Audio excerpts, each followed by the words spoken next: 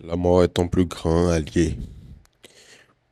Pourquoi tu évites de penser à ta mort, quand bien même tu sais que c'est quelque chose d'inévitable?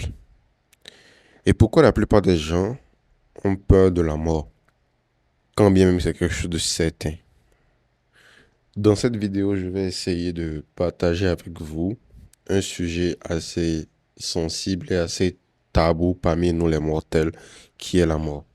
Et je vais essayer aussi, à la fin de cette vidéo, de retirer un peu en vous la peur de la mort, qu'il s'agit de la vôtre ou de celle des proches que vous aimez.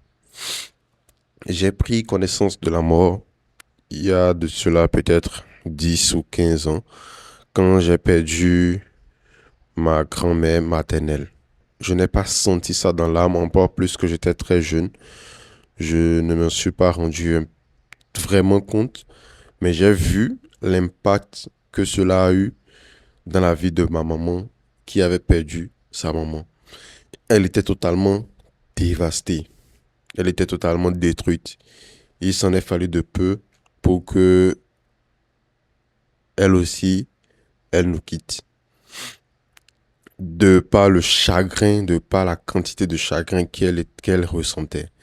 Mais là, je me suis posé la question, comment on pouvait éprouver tant de tristesse, tant de douleur pour quelque chose qu'on savait déjà qui allait arriver.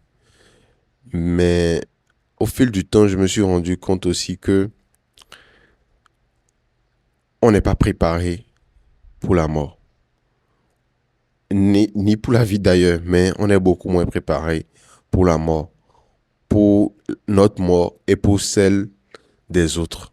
On parle très très très peu de la mort parce qu'on pense que si on ne parle pas de la mort, alors elle ne nous verra pas. Si on ne regarde pas la mort, alors elle ne nous regardera pas et puis on passera incognito.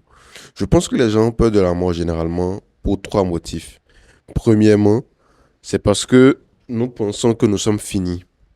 Et deuxièmement, c'est parce que peut-être nous sommes beaucoup trop attachés au plaisir mondain. Et troisièmement, c'est parce que nous ne savons pas ce qui vient après. Premièrement, nous pensons que nous sommes finis parce que nous pensons que nous allons arrêter d'exister, ce qui est impossible. Et comme je le dis toujours, nous sommes une âme dans un corps. Nous ne sommes pas un corps avec une âme. Nous allons laisser ce corps-là et rentrer dans ce que j'appelle la globalité de l'existence. C'est-à-dire quoi? Tu vas cesser d'être contenu temporairement et passer à expérimenter ce que tu es vraiment, c'est-à-dire une âme en pleine puissance. Il n'y a pas comment tu arrêtes d'exister. Quand on dit, on demande aux gens, c'est quoi le contraire de la mort? Les gens disent que c'est la vie. Non. Le contraire de la mort, c'est la naissance. Secondo, quand les gens, ils ont peur de la mort, ils ont peur que l'expérience qu'ils ont fait des choses, des bonnes choses, qu'ils font des bonnes choses de cette vie-là, arrête. Ou peut-être qu'ils vont perdre tout ce qu'ils ont. Dans les deux cas, c'est parce qu'ils sont trop attachés aux choses mondaines.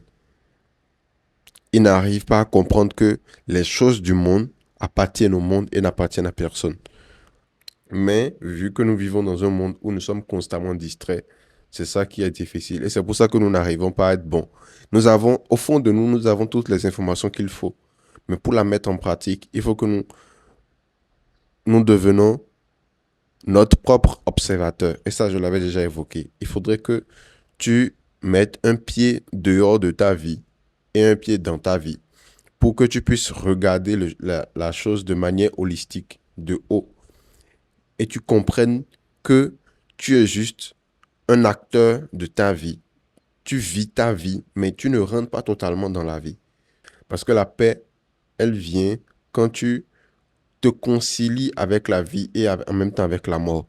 Parce que quand tu prends conscience de ta mort, tes actes deviennent différents. Je suis sûr que si aujourd'hui on te dit tu vas mourir peut-être telle date, tous les actes que tu vas poser jusqu'à cette date-là seront différents, auraient été différents des actes que tu poserais si tu ne savais pas la date de cette mort-là.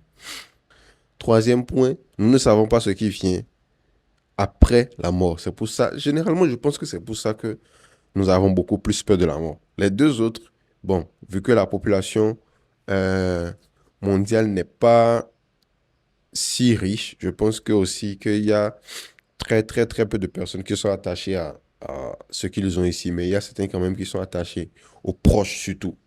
Ils se disent, ah, je ne veux plus jamais revoir telle personne, je ne veux plus jamais faire telle chose, je ne veux plus jamais, je ne veux plus jamais. En fait, c'est le sentiment de manque avant même l'heure. Tu vois, on regrette déjà de laisser tout ça avant même que ça ne nous quitte. Les choses nous quittent avant que ça nous quitte. Et c'est dommage. Il faudrait que tu comprennes que les choses du monde sont au monde. Et pratique la renonciation. Renonce à tout et regarde le sentiment de paix qui émane de ça. Dis par exemple, je renonce à tout ce à quoi je suis attaché. Je renonce à ça. Et tu verras. Dis ça de la manière la plus véridique possible. Tu verras que c'est un sentiment de paix qui émane de ça. Et tu pourras peut-être commencer, c'est de ce fait que commence par peut-être donner des choses de valeur auxquelles on était vraiment attaché. Et tu te rends compte que bon, c'était juste une chose. Ça ne me définit pas. Ça n'enlève en rien quelque chose à l'âme puissante que je suis. Le troisième point, vu qu'on ne sait pas ce qui vient après, on se dit peut-être, ah, j'irai en enfer ou est-ce que j'irai au paradis. Sur ce point-là, je reviens toujours et je dis, appliquer une foi. Et la foi, c'est la sagesse appliquée à l'inconnu. Il faudrait que tu sois sage suffisamment pour comprendre que tu iras là où te convient. Tu suivras ton voyage là où il te convient. Et c'est seulement la foi en toi-même et en tes actes que tu as posés ici qui dira que ton voyage sera constant vers une lumière euh, qui te servira de boussole. Tu comprends? Il faudrait que tu aies une foi bien solide pour comprendre que tout ce qui se passera après se passera aussi en ta faveur. Et c'est de ça qu'il s'agit. Il ne faut pas trembler devant l'incertitude. Non, il faut avoir une sagesse devant l'incertitude. Donc, la bonne nouvelle, c'est que tu vas mourir un jour. Et ce jour sera le plus beau jour de ta vie. Revenons à l'autre livre là. Si tu demandes, dans le livre, elle disait ceci. Si tu demandes à un mourant ce qu'il a envie de faire à l'instant T, il n'hésitera jamais. Mais si tu demandes à un vivant, parfois, on hésite. On hésite sur ce qu'on a envie de faire. On hésite sur nos désirs, sur nos aspirations, sur nos rêves, sur nos volontés. Mais à l'instant de mort, tu as le regard, tu as la révélation, tu as le rhéma. Tu comprends tout ce que tu aurais dû faire et tout ce que tu n'aurais pas dû faire. Et c'est à ce moment-là que tu auras les réponses à toutes tes questions. Et ces réponses-là te serviront dans le prochain voyage. Parce que oui, comme je l'ai toujours dit, tout est un processus. Et la mort aussi, ça fait partie d'un processus. Et si à ce moment-là, si c'est à ce moment-là que tu auras les réponses aux questions que tu t'es posées, ça veut dire que ces réponses-là te serviront dans une prochaine phase. Et vu que la vie, comme je l'ai expliqué, elle n'est pas finie, elle est infinie. La vie, elle est infinie. Le contraire de la vie, ce n'est pas la mort. Le contraire de la mort, ce n'est pas la vie. Le contraire de la mort, c'est la naissance. Donc, une fois que tu es né, ta vie, elle est continue. Elle est infinie. Il n'y a pas comment tu vas l'arrêter. Et celle de tes proches, celle de tes amis, de tes êtres chers aussi, c'est pareil. Parce que nous sommes tous des âmes dans un corps. Pour pouvoir retirer cette peur-là de ta vie, il y a certaines méthodes que tu peux utiliser journalièrement, de manière journalière dans ta vie. C'est-à-dire parler un peu plus de la mort avec tes proches de temps en temps. Dis pas forcément souhaiter la mort, mais regarder la mort en face et accepter cette éventualité-là, cette éventualité certaine, l'accepter à bras ouverts.